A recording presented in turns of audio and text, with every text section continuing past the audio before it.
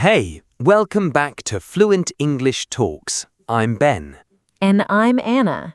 Episode 7. Week 2 is moving fast. It really is. And today, I have to say, today's topic is one of my absolute favorites because it's about something that nobody tells you in school. Nobody puts it in the textbook, but it changes everything when you finally understand it. It really does. Today, we're talking about how native speakers actually talk, not how they're supposed to talk, not how they talk in textbooks or grammar exercises, how they actually, really, genuinely talk in real life. And there is a significant gap between those two things. A very significant gap. And if you've ever watched an English movie or listened to a native speaker in a real conversation and thought, wait, why can't I understand this? I know all these words. This episode is for you. This episode is exactly for you. Let's get into it. So, Anna, let's start with the big reveal. What is the biggest difference between textbook English and how native speakers really talk? Where do I even begin?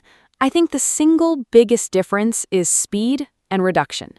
Native speakers speak fast, and when they speak fast, sounds change, words shrink, things blend together in ways that look nothing like the written form. Right, so you learn going to in school. You see it written, you practice saying it clearly. Going to. 2 words, 4 syllables. And then you hear a native speaker say, I'm gonna grab a coffee. You want one? And your brain goes, what? What is gonna? Where did going to go?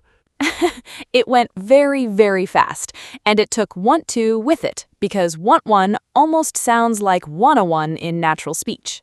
So these reductions, gonna, wanna, gotta, kinda, sorta, hafta, these are not lazy speech. They're not mistakes. They are the natural result of speaking at a normal, comfortable pace.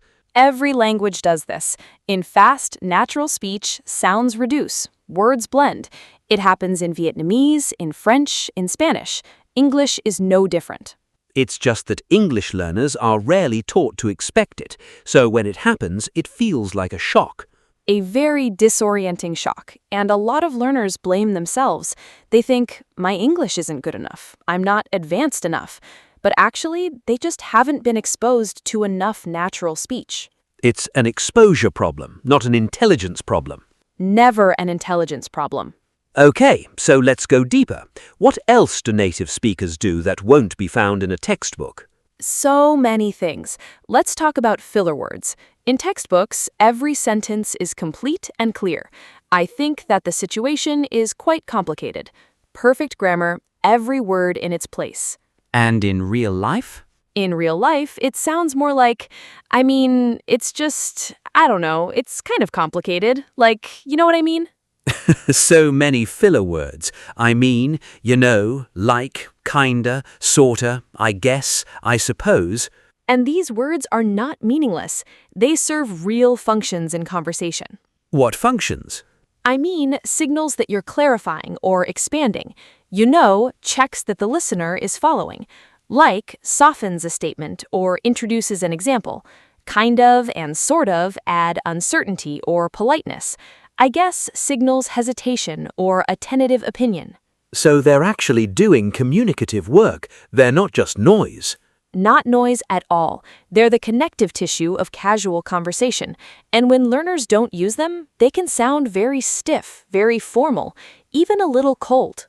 Like you're reading from a script. Exactly. And people feel that. There's a distance. Whereas when you use fillers naturally, you sound relaxed, approachable, human.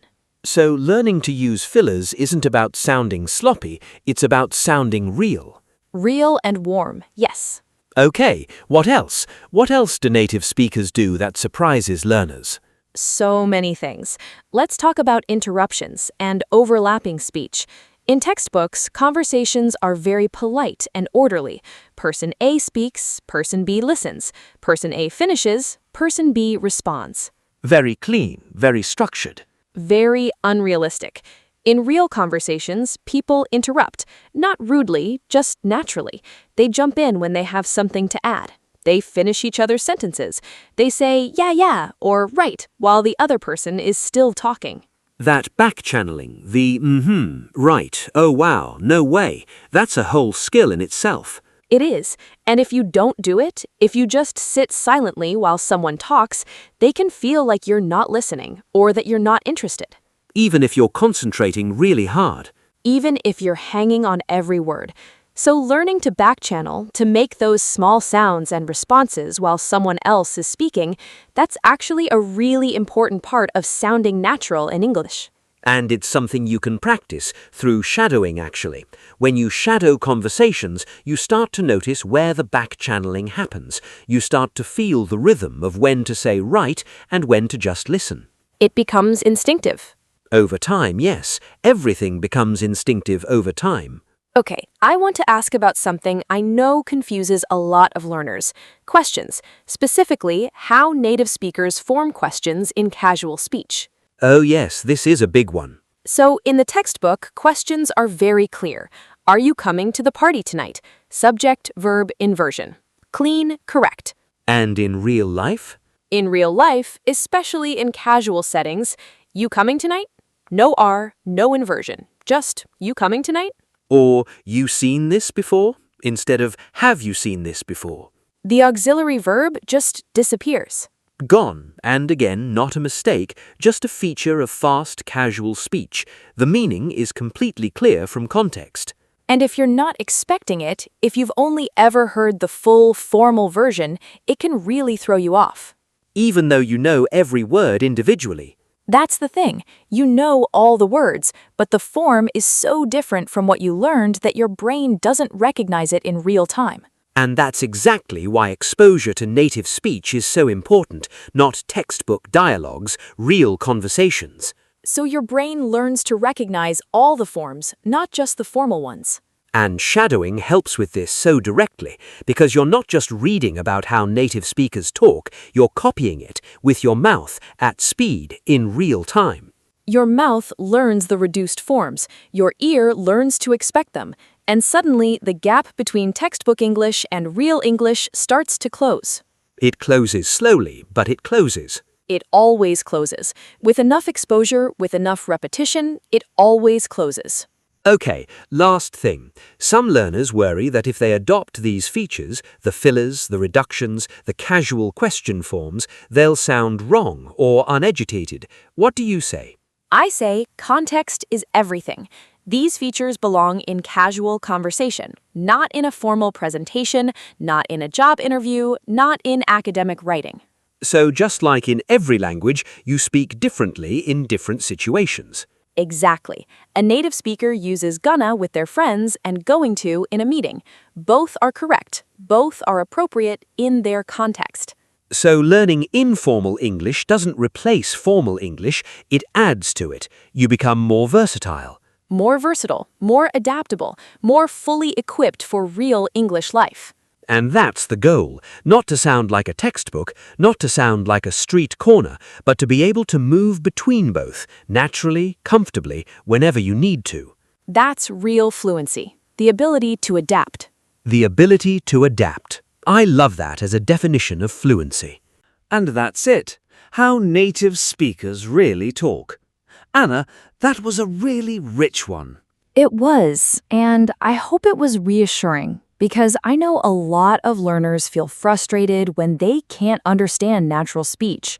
And today, I hope you heard it's not you, it's just exposure. And exposure is something you can build. Every shadowing session is exposure. Every podcast you listen to is exposure. Every English conversation you have, even a short one, is exposure. It all adds up. Your challenge for today, find one short clip of two native speakers having a casual conversation, just 2 or 3 minutes. And this time, specifically listen for the things we talked about today. Reductions, gonna, wanna, kinda.